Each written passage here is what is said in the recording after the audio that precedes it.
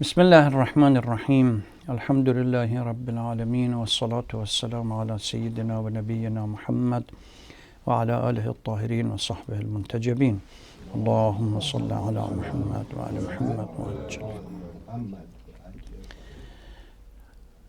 The surah that we are going to address today is one of the short surahs, only 3 ayah, but it packs and it's very dense surah as well. It packs in it huge number of issues that some we can discuss today and another we can leave it for another time. Surah Al-Asr. أعوذ بالله من الشيطان اللعين الرجيم بسم الله الرحمن الرحيم والعصر إن الإنسان لفي خسر إلا الذين آمنوا وعملوا الصالحات وتواصوا بالحق وتواصوا بالصبر. Time bears witness that man is in a state of loss, except those who embraced faith and did righteous deeds and urged one another to truth and urged one another to patience. The first passage, the first ayah, is only 2 words. Waw, which is used for qasam, and asr, the subject of oath. Then innal insana lafi khusr comes with the why it is necessary for such an oath to be taken. In the past, when we started many years ago discussing tafsir, one of the topics that we discussed was the concept of oath in Quran. If you still remember them, it's within part of the Arabic style of linguistic style, where the speaker would use a particular type of oath, whether it's on time, whether it's on individual, whether it's whatever, and the subject of the oath, why the oath is taken, comes after. You go to وَالشَّمْسِ وَضُحَاهَا وَالْقَمَرِ إِذَا تَلَاهَا. These are a number of oaths. I swear by sun, I swear by qamar, I swear. Then comes the result of all this. And وَالضُّحَى وَاللَّيْلِ إِذَا سَجَى, and the same thing. In this surah, the oath, sometimes the style of la uqsimu is used. I'm not swearing, but in a way says that I am swearing. La uqsimu bihadha al-balad. La uqsimu, and this is the same, is part of the same thing. Allah subhanahu wa ta'ala is taking an oath, the concept of asr. There's a huge debate. By the way, if you look at Mufassirin and the commentators of the surah, the same old argument about whether this surah is Madani, whether this surah is Makki, exists. The consensus, the general consensus that this is a Makki surah because of the structure of the surah itself. Remember when we were talking about the surah Madani Makki is primarily the chapters, Makki chapters are very short, and they focus on 1 or 2 or possibly 3 fundamental principles of faith, which is Tawheed, Nubuwwah, and specifically Ma'ad. If we look at Jahiliyyah, they had some peculiar idea about God, not Tawheed, about idea about God, and they also believe that because the idols are considered to be somehow an intermediaries that gets them to Allah subhanahu wa ta'ala, or gets them close to Allah. So some kind of belief in Allah existed, But what they found very difficult was a belief in the hereafter, Ma'ad. And this is something that in Surah Makki we see it again and again and again. This concept is hammered, literally, underscored again to remind them. And Alhaakum al-takathur hatta zurtum al-maqabir, which is the surah, strangely enough, before Surah Al-Asr. That you are competing with each other for the material life until you drop dead. The concept of death is presented. Tabbat yada abi lahab. Why? And then the hereafter comes in to remind people like Abu Lahab and so on that they are going to be punished on the Day of Judgment. So this notion of the Day of Judgment is critical in the what we call the worldview or ontological view of Islam about the world around us. Once we accept that this life is transient and ultimately it comes to an end, and there is something behind it, death is not the end of everything, as the people of Jahiliyyah used to say, that dahr, which is the concept of time, terminates everything. Once a person dies, finished. So, Inna al-insana lafi khusr. After taking the oath about time, there is a debate as exactly what it means, this asr here. Literally in Arabic language, asara means to squeeze. Some people say it could be reference to the time late afternoon, because now the approach of the night and the end of the day, everything is being pressed against each other as the day winds down and night begins. So that is why they interpret Al-Asr here primarily as in reference to latter part of the day. Some people say Asr here is in reference to time, general. And one of the most complex debate and discussion in Islam regarding concept of time has evolved from this word here, Asr. What it means, the philosophical time, fiqhi time, ordinary time, irfanic time, the relationship between these two. So these are, again, one day inshallah we spend time in focusing on time and discussing it. But huge discussion has taken place in here.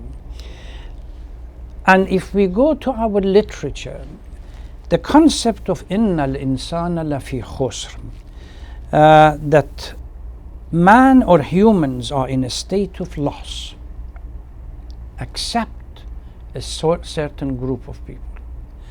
Those who spend, from an Islamic point of view, our life is a blessing or some kind of gift given to us by Allah subhanahu wa ta'ala. Allah reserves the right to remove this gift anytime Allah wishes. And what we have done or what we do with this blessed gift during our life and how should we spend it is the subject of huge amount of literature in the Holy Quran. Not only in the Holy Quran but also in our ahadith. That ultimately there will be a day where we will be questioned for this life that Allah has granted us. There are numerous hadith. One of the famous one is from hadith Dua Makarim al-Akhlaq in Sahih al-Sajjadiyah, where Imam Zain al-Abidin salawatullah salam alayhi talks about Allahumma ammirni, give me longevity. ما كان عمري بذلة في طاعتك. It makes a clear distinction between under what circumstance life is useful, this privilege that God has given to us is going to be beneficial, and under what circumstance is wasteful. ما كان عمري بذلة في طاعتك. Bidla is the nearest phrase I could use for it is a work overall that you wear as an overall to work that protects you from everything. Give me longevity so long as my life is wholly and totally is spent at your service. بذلة في طاعتك فإذا كان عمري مرتعا للشيطان. If my life becomes the roaming field for shaitan that can come and go whenever shaitan wants, فاقبضني إليك. I don't want that longevity. Take me. قبل أن يسبق مقتك إلي. Before your wrath descends on me. So this hadith, and there are a number of other hadith that we have in our books. One of them, Amir al-Mu'mineen salawatullah salam alayhi, barakatul umr fi husn al-amal. If you want your life to have meaning, is when you spend it for doing good deeds. Or there is another hadith from Amir al-Mu'mineen that says, بقية عمر المرء لا قيمة له. Whatever is left of it has no value إلا أن يدرك بها ما قد فات ويحيي ما قد مات. We don't know how. Past is finished. We have no way of going back and correcting it. But what we have control over and how we can direct and navigate our path is the future. It will have a meaning if you use the future for correcting the mistakes of the past or going over what we have missed. So the concept of repentance from the past or going over what we have missed from the past. Then after coming this general idea of إن الإنسان, humans are at a loss unless the accept comes in. In this chapter, Allah subhanahu wa ta'ala identifies 4 broad concepts. إلا الذين آمنوا, except those who embraced faith. وعملوا الصالحات, and did righteous deeds. وتواصوا بالحق, encourage each other to support justice. وتواصوا بالصبر. Tawas, not just one person, an individual does support justice. No, you encourage each other. To every time there is a hadith that said during the life of the Holy Prophet, every time believers met each other, they would ask each other to remind them of their responsibility and to encourage them to stand up to truth and urge one another to truth and urge one another to patience. In this particular verse, these 4 grand or broad criteria is identified. There is another verse in the Holy Quran that is much in detail. Verse 177, Surah Al-Baqarah, that literally scans the entire life and brings it down into how it should be identified. When the Muslims went to Medina and they saw Yahud, they are facing one direction, and Nasara, they were taking in a different direction, and they got confused what is their responsibility. The verse 177 comes, لَيْسَ الْبِرَّ أَن تُوَلُّوا وُجُوهَكُمْ قِبَلَ الْمَشْرِقِ وَالْمَغْرِبِ. The idea of directing yourself towards this west or east or north or south, it doesn't matter. وَلَكِنَّ الْبِرَّ, if you really are searching for something that establishes or gives meaning to your life, Iman comes number 1. Man amana billah. Now, when we look through this verse, it literally categorizes broad categories of various activities. I'll send you a text that I received many months ago from. He said that this brother said, when I looked at the meaning of the Quran, meaning of life in Quran, it just hit me that this verse clearly defines our responsibility, what we should do. من آمن بالله واليوم الآخر والملائكة والكتاب والنبيين. This is part of the faith. Surah Al-Baqarah, the end of it talks about previous prophets, etc., etc. Now comes the social responsibility.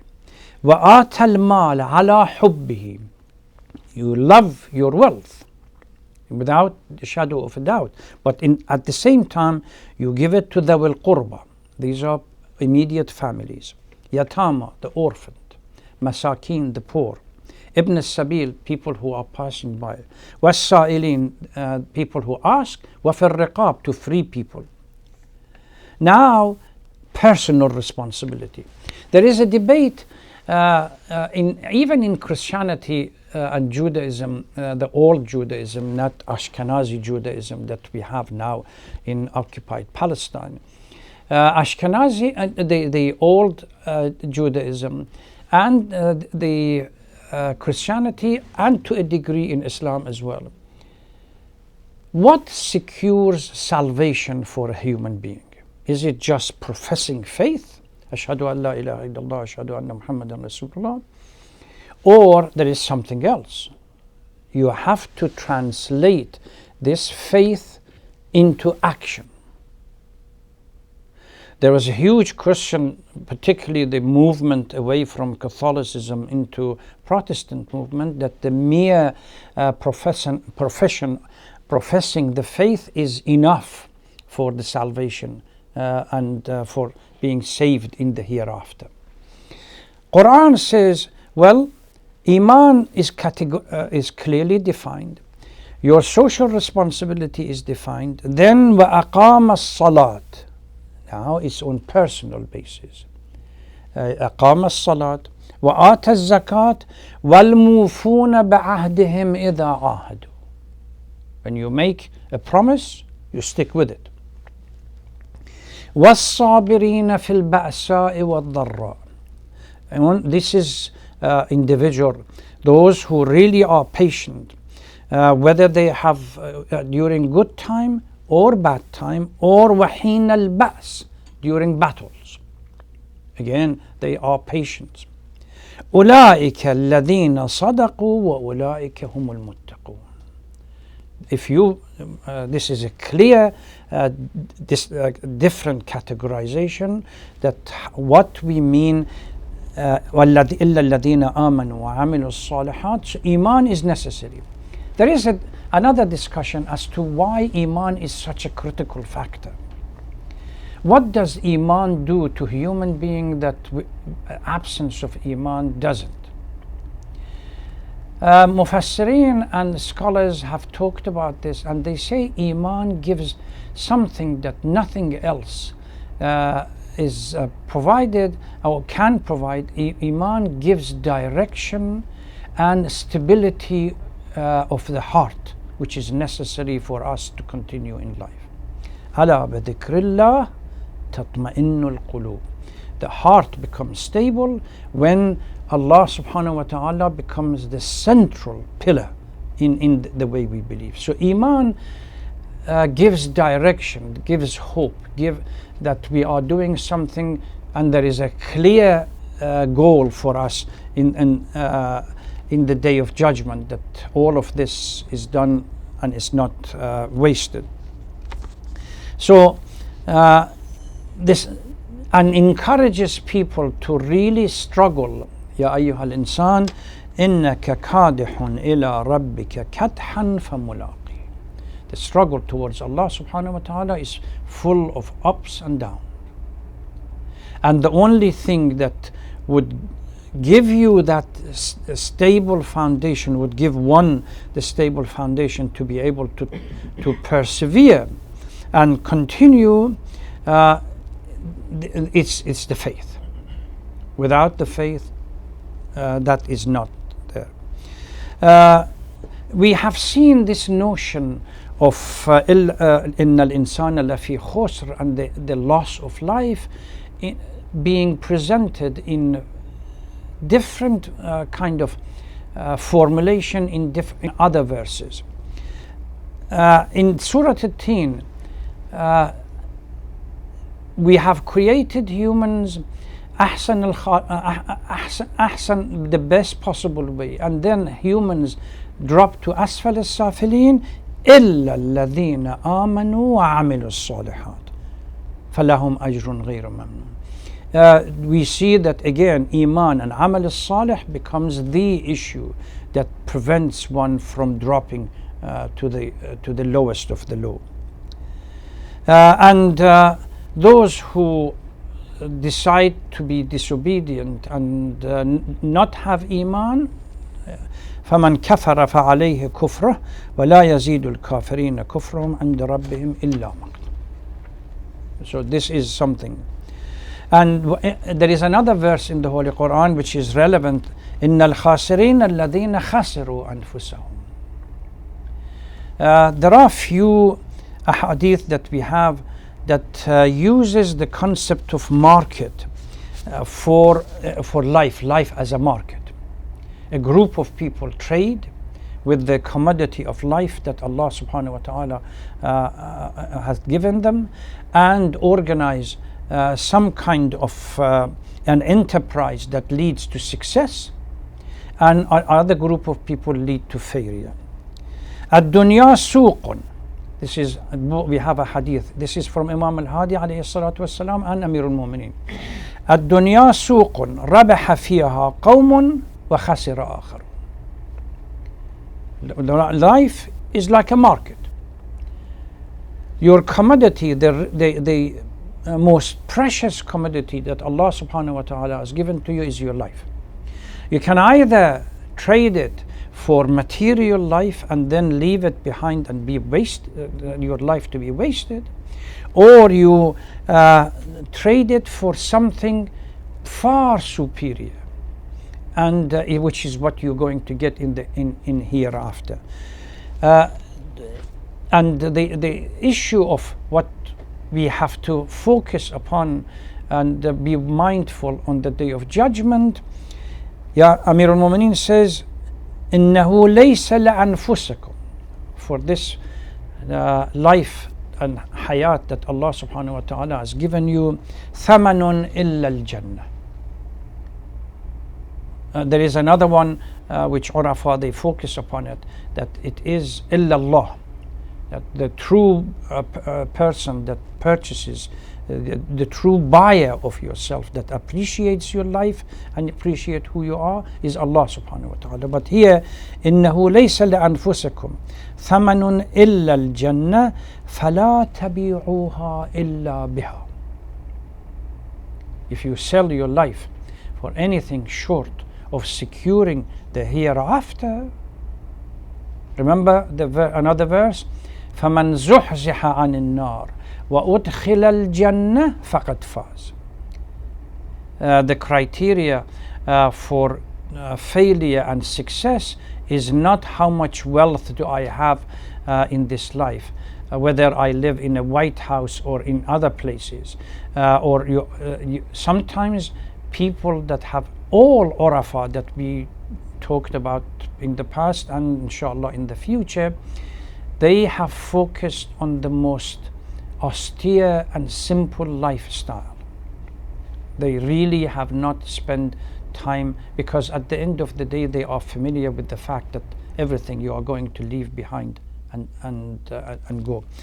But focus, فَلَا تَبِيعُوهَا إِلَّا بِهَا. This life, this commodity, precious commodity that you have, that every second of it that passes by, you have lost. There is no control over it.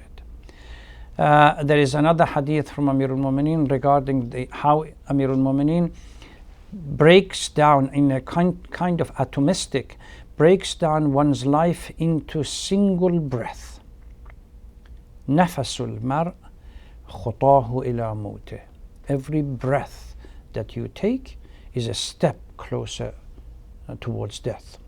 How we deal with it, and in Imam Sadiq salawatullah salam alayhi, again this concept of illa alladhina amanu, life becomes this enterprise of our living here becomes meaningful when we direct it towards Allah subhanahu wa ta'ala, and if we direct it towards something else, we have lost.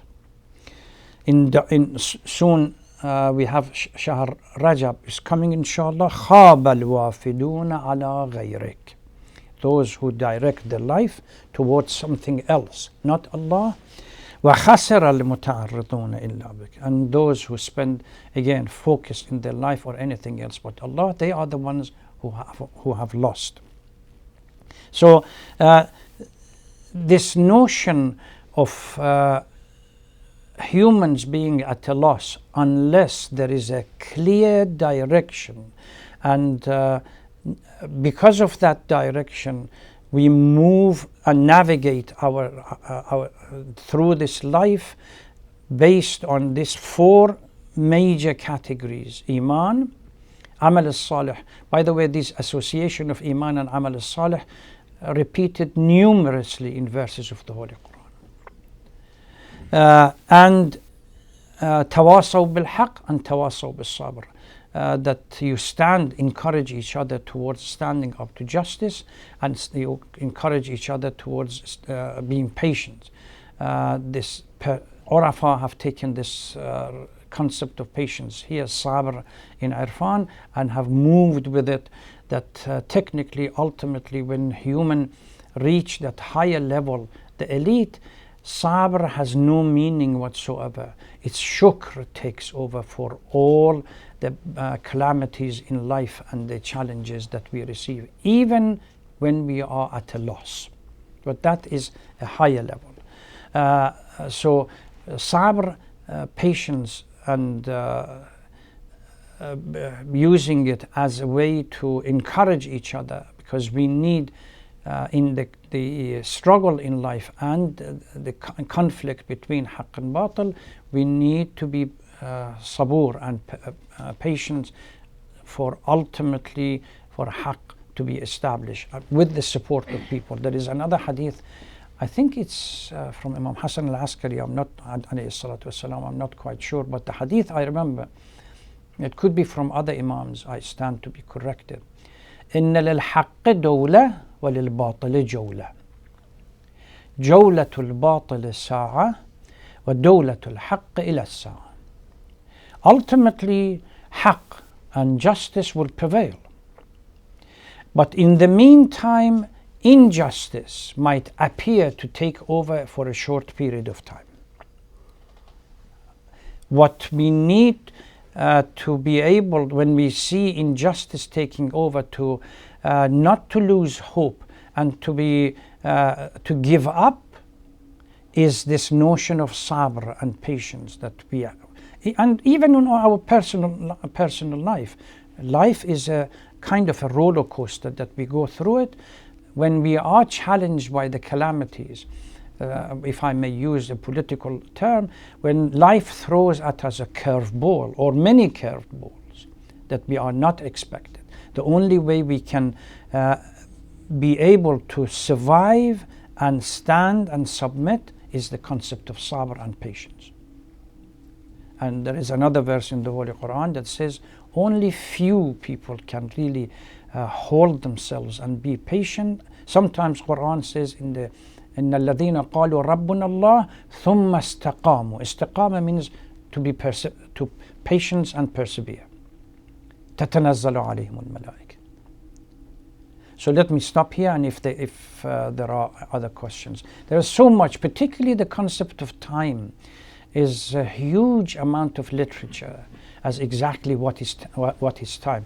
And this debate not only philosophically exists in the Western philosophy, but also during Augustine's time there were debate regarding the concept of time, and exactly there is a famous Augustine's puzzle about the concept of time. So have a look at it.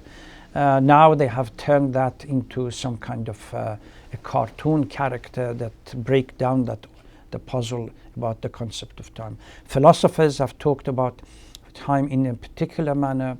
Urafa, they talk about time in a different manner. Fuqaha, they talk about time in a different manner. We see a number of verses in the Holy Quran that talks about time, and at the same time Quran reminds us that there are occasions that concept of time is absolutely different from the concept of time that we have on earth. When the world changes, تبدل الأرض غير الأرض, and we are moving from the material life into barzakh, عالم البرزخ, the concept of time in عالم البرزخ is going to be completely different. You can see it in dream, for example. In our dreams, time acts in a different manner. Even scientifically can be proven these days with regard to the concept of speed and time. With a stationary object and moving object, times are different when you try to analyze them. Concept of time, both in the context of relativity and in the context of various phases of one's life and existence, from this material to barzakh to hereafter. We see verses in the Holy Quran that talks about thousands of years, or at least 1,000 years, one day before Allah subhanahu wa ta'ala. Urafa, they say there is no such thing as past, present and the future before Allah subhanahu wa ta'ala is all present. And naturally the person that reaches that level of annihilation and unites and receives that knowledge, that doesn't see the past, present and the future, sees everything as present. Imagine yourself looking from the top to everything that is happening around. Movements are relative to we have on the earth, but the one that's looking from far down, everything is present to them. So inshallah we talk about this one day. Thank you very much. Wassalamu alaikum wa rahmatullah.